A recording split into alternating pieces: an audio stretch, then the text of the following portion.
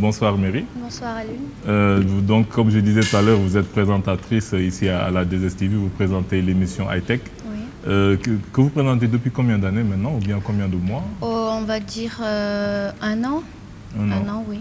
Qu'est-ce qui vous a motivé à faire cette émission? Je rappelle, c'est une émission de technologie, de nouvelles technologies, je dirais. Oui, en fait, j'ai toujours voulu faire de la télé, même si c'était, on va dire, un rêve d'enfant. Et puis, j'étais aussi dans le domaine de la technologie. Alors, Mme As, qui faisait le casting, a voulu en fait mettre une vitrine féminine parce que tout le monde se dit que la technologie, c'est plus l'apanage des hommes. Donc, on a voulu un petit peu innover en amenant une petite touche féminine et c'est comme ça que voilà, je suis devenue la présentatrice. Et ça se passe bien actuellement? Oui, ça se passe bien, oui. Vous avez plusieurs cordes à votre arc, vous êtes aussi une grande sportive, ou bien vous étiez, je pense que vous avez un peu arrêté le Viet Vo Dao. Vous êtes championne du monde, championne d'Afrique de Viet Vo Dao. Oui, effectivement, je suis une fille, on va dire, passionnée par les arts martiaux. Avant de faire du Viet Vo Dao, j'ai commencé le karaté à l'âge de 8 ans. Et puis j'ai arrêté quand j'ai eu 15 ans.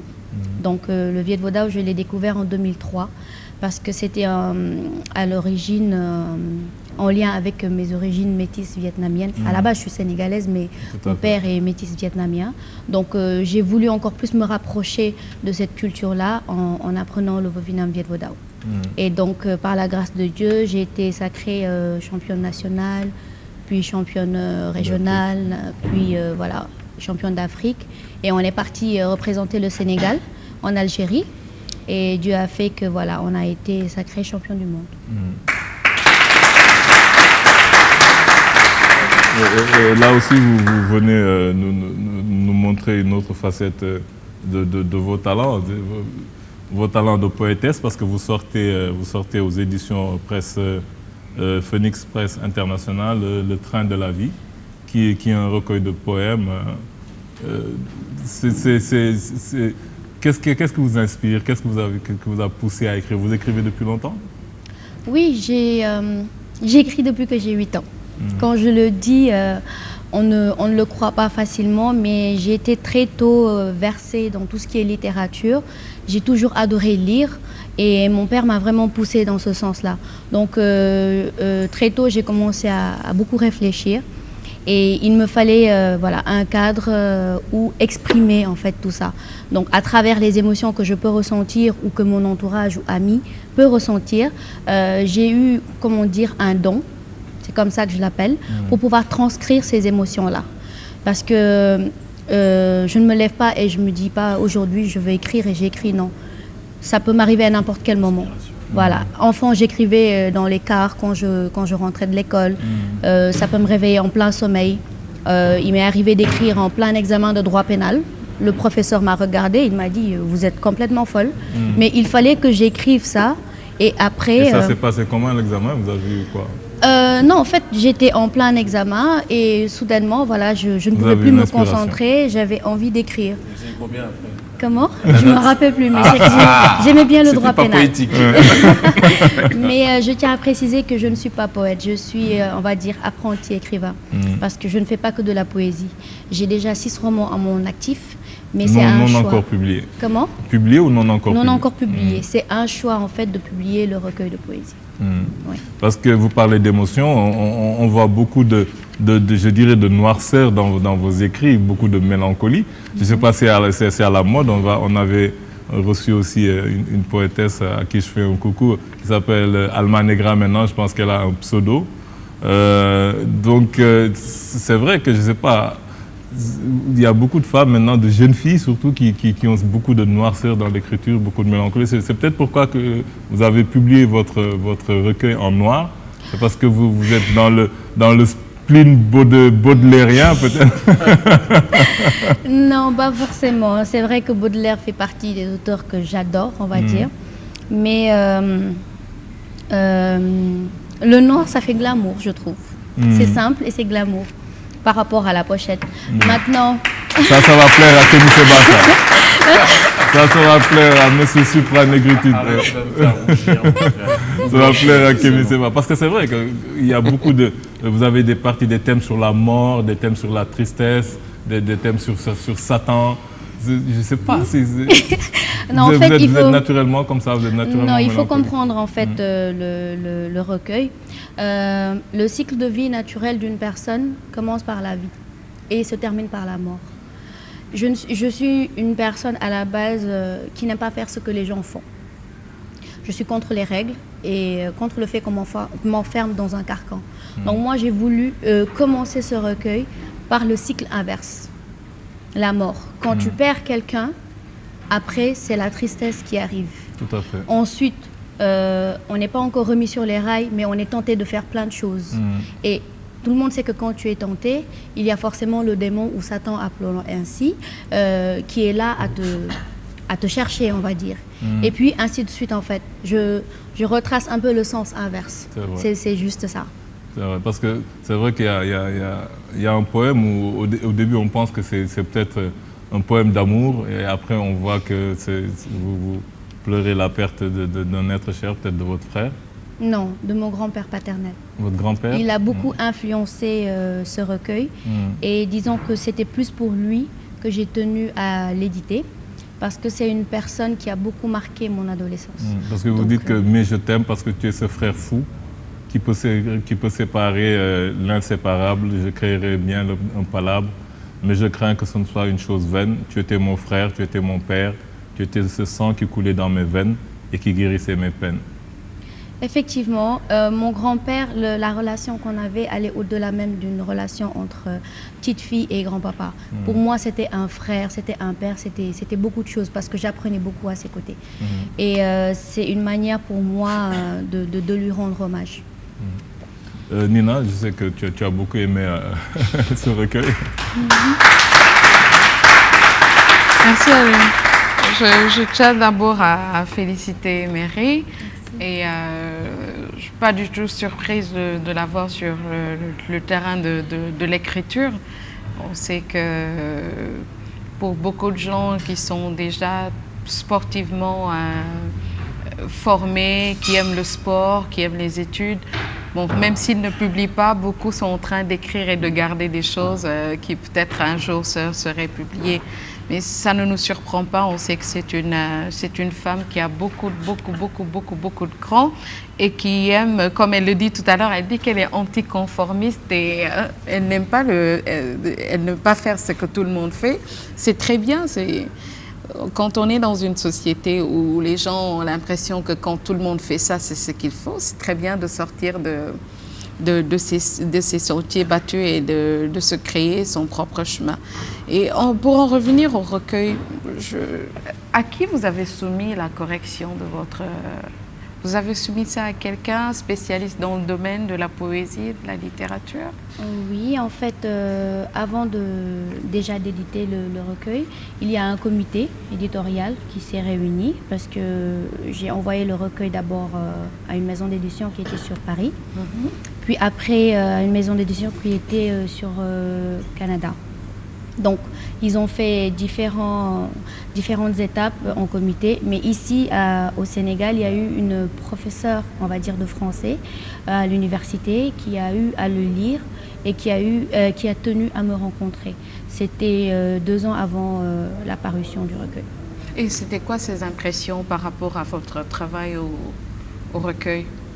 Alors, elle voulait me rencontrer parce qu'elle voulait savoir qui se cachait derrière les écrits, parce qu'elle trouvait que j'écrivais, que ma façon d'écrire plutôt était comme un dessin.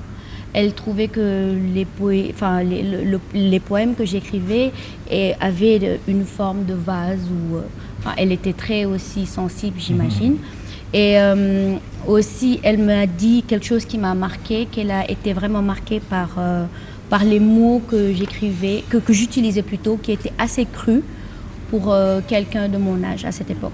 Donc c'est ce qu'elle m'a dit. Elle m'a aussi dit qu'elle appréciait le fait que je ne respecte pas forcément les termes ou les règles classiques de la poésie.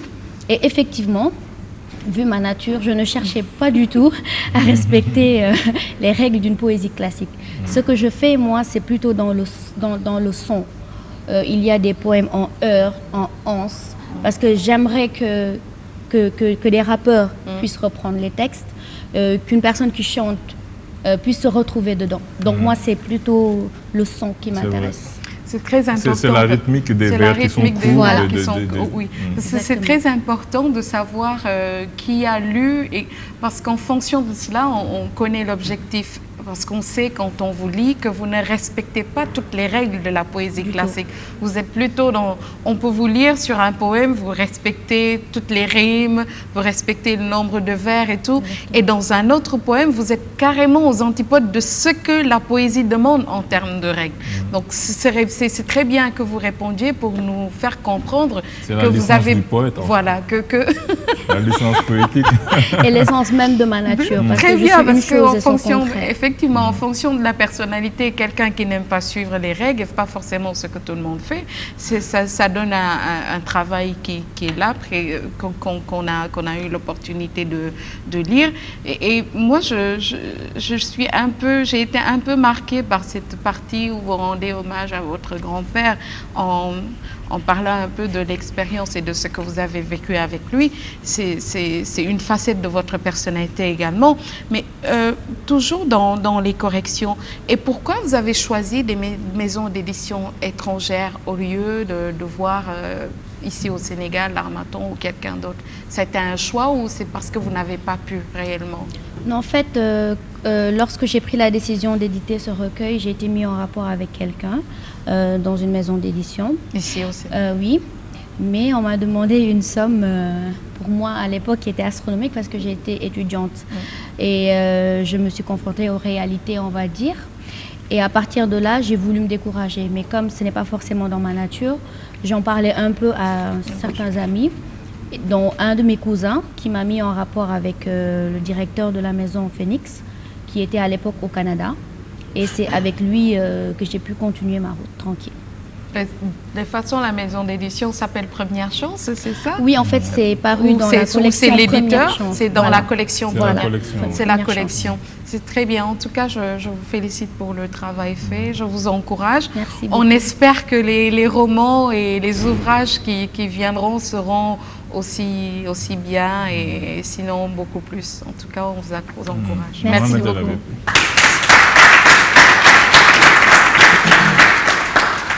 Bonsoir Mary. Bonsoir. Tout d'abord, j'aimerais te féliciter pour cet ouvrage que j'ai lu. Bon, je dirais pas que j'ai pris du plaisir à le lire parce que c'est un ouvrage, comme le disait Alioune, vraiment noir, triste, je peux dire, voilà, qui m'a beaucoup... Tu es noir aussi? Oui, mais noir dans l'autre sens. Oui, parce qu'on y retrouve la mort, la tristesse, Satan. Voilà, c'est un ouvrage qui m'a plongé dans une certaine mélancolie, je dois dire. Et bon, j'aime pas trop être dans ce genre d'état. Mais sinon, je peux dire que franchement, c'est bien écrit. On ressent, voilà, pourquoi on ressent les sentiments. Comme tu le disais tout à l'heure, c'est vrai que tu as un don de retranscrire les sentiments et c'est ça qu'on ressent, c'est cette tristesse-là qu'on ressent quand on lit l'ouvrage. Ce que je voulais te demander, où est-ce que tu as puisé ces sentiments que tu as retranscrits dans le livre? Est-ce que c'est autobiographique ou bien c'est ton imagination? Non, ce n'est pas totalement autobiographique. C'est vrai qu'il y a une partie de mes histoires, mais comme je l'ai dit tantôt, c'est plutôt des histoires de mes amis, de mon entourage, parce que chaque poème a une histoire, chaque poème a une identification, chaque poème appartient à une personne que je connais et qui se reconnaîtra en lisant le poème. Et il y en a qui sont chanceux alors. Oui, en fait, je reviens aussi sur la partie où tu dis que c'est assez noir. C'est vrai que c'est assez noir. c'est pas comment dire, en relation avec ma nature, mais disons que c'est venu à point nommé, parce que c'était des périodes où j'ai vu des personnes souffrir, où j'ai vu des personnes avoir mal et ne pas pouvoir s'en débarrasser. Et c'était ma manière à moi de les aider. Et il me fallait faire mienne leur souffrance pour pouvoir essayer de le transcrire, de sorte que quand ils le lisent, non seulement ils se reconnaissent, mais aussi ils arrivent à se départir un peu de ce sentiment en disant on l'a gardé quelque part caché. Est-ce que tu as eu à pleurer en écrivant En écrivant ces poèmes-ci, non. Mais j'ai des poèmes très personnels qui font pleurer, oui. Mais ce que je voulais dire, en 3 ans, tu disais que tu as commencé le Viet Vo Dao en 2003 et en 2006, tu étais déjà championne du monde. Donc on peut s'attendre normalement à ce qu'en 2017, tu décroches le prix Goncourt ou quelque chose de ce genre. Pourquoi pas, c'est tout le mal que je me souhaite. Et tu le disais, tu as déjà 6 romans à ton actif. Est-ce que tu comptes les éditer ou bien c'est trop personnel, tu veux? Non, pour l'instant, je pense que la seconde édition qui va suivre, ce sera une nouvelle. Parce que je sais qu'un roman prend plus de temps, il y a de la trame. Et j'ai besoin de les retravailler parce que c'est des romans que j'ai écrits depuis longtemps. Quand je les écrivais, j'étais encore petite fille, j'étais adolescente. Tu avais 8 ans. Je croyais que le monde était beau, tout était rose. Mais le monde est beau. Pourquoi tu veux chaque fois ressortir ce qu'il y a de... Parce que le monde n'est pas rose. Et on l'apprend en grandissant. Oui, mais il est beige. Il est gris.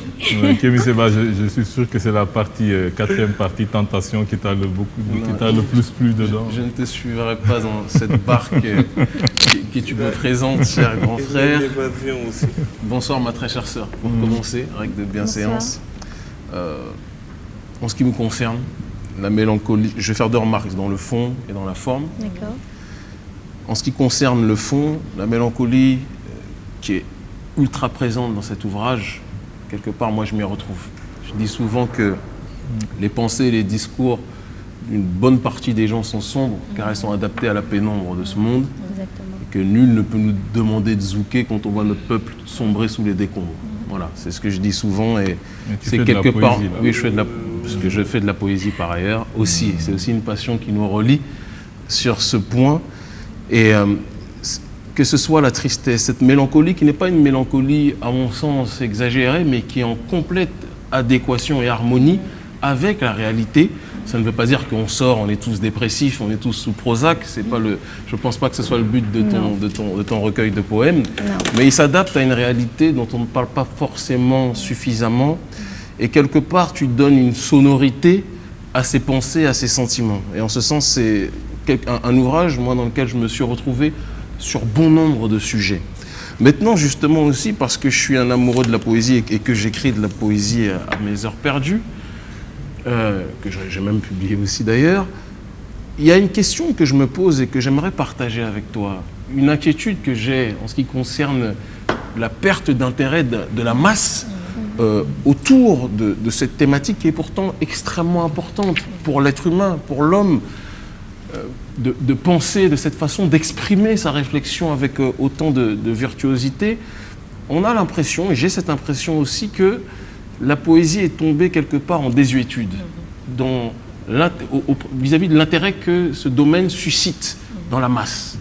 Et que quelque part, la poésie a connu une translation ou un transfert d'intérêt qui s'est réuni dans le domaine de ce qu'on appelle aujourd'hui le slam, de ce qu'on appelle, pour certains, vous parlez des griots en Afrique, mais le slam, c'est, on va dire, la terminologie générale qu'on peut trouver à bon nombre d'endroits. Est-ce que tu ne penses pas que cet ouvrage-là, et la poésie de manière globale, de manière écrite, est le début du travail, mais que pour que cette poésie soit comprise, soit entendue, soit appréciée, il ne faudrait pas qu'elle soit par la suite, peut-être même par toi, énoncée, présentée à l'oral, pour que l'intensité des textes rédigés puisse être compris et intégré dans la tête des gens. Parce qu'aujourd'hui, on est dans le son, on est dans l'image, et plus forcément dans l'écrit en ce qui concerne, et c'est dommage, hein, bien sûr. Comme le faisait le président Senghor, il avait cette habitude-là, exactement. Même si je peux avoir des... Bien sûr. distance sur le président Senghor. Exactement, je suis parfaitement d'accord avec toi, si je peux te Bien tutoyer. sûr. La poésie est tombée en désuétude justement parce qu'aujourd'hui on est dans un monde où le paraître prime. La profondeur même de l'être n'est plus prise en compte. Si quelqu'un se met à côté d'une autre personne pour parler de ses sentiments, on le regarde de travers, du genre mais allô quoi, revenez sur terre. Parce que c'est justement le paraître, elle s'est bien habillée, il porte une jolie casquette, c'est ça en fait. D'oreilles aussi. C'était une remarque fortuite. S'ajoute aussi le fait qu'il y a la paresse intellectuelle qui est là, qui grandit chez les élèves, chez les professeurs même maintenant, parce que les œuvres ne sont plus lues, il n'y a plus comment dire, de moyens mis en œuvre ou en exergue pour pousser la personne à lire ou même à écrire, on va dire. Mais n'es-tu pas, excuse-moi Myriam de t'interrompre Oui. si tu me permets, mais n'es-tu pas trop radical quand tu tiens le propos qui est que les gens regardent de travers des personnes, des personnalités ou des membres de la société civile qui expriment leurs sentiments? Je m'explique. Quand tu dis ça, c'est en contradiction avec parfois les foules qui se réunissent pour écouter des poètes qui sont dans le verbe, mais qui sont dans la démarche de diffuser ses pensées à l'oral. Est-ce que le problème n'est pas simplement, peut-être que je simplifie là aussi, hein, j'accepte la critique sur ce terrain, n'est pas simplement que la poésie doit changer aujourd'hui de registre et ne doit plus rester uniquement couchée sur les livres. Est-ce que le problème n'est pas ça? Parce que c'est un domaine qui, je pense, nécessite la sonorité aujourd'hui. Et c'est quelque chose sur lequel... Une question de rythme. Voilà. Surtout le style que tu utilises, c'est un style qui est très rythmique. Oui, en fait, j'y arrivais, en fait, parce que c'est par là où je voulais terminer, on va dire. Si aujourd'hui le slam commence à avoir du succès, c'est justement parce que ce sont des férus, des personnes de profondeur, comme j'aime à les appeler, qui se retrouvent en clan, on va dire, et qui essaient, à travers le slam, de faire aimer la poésie d'une autre manière. Aujourd'hui, ce recueil, pourquoi je l'ai sorti, c'est aussi parce que je veux créer une sorte de link. En un sens, je veux dire que la poésie ne peut pas totalement être morte, parce que pour moi, c'est de la poésie qu'est né le slam. Évidemment. Et si aujourd'hui, je sors ce recueil, déjà, entre parenthèses, la cérémonie de dédicace que je vais faire, Inch'Allah, le vendredi 25 avril, se fera en partenariat avec le collectif Slam.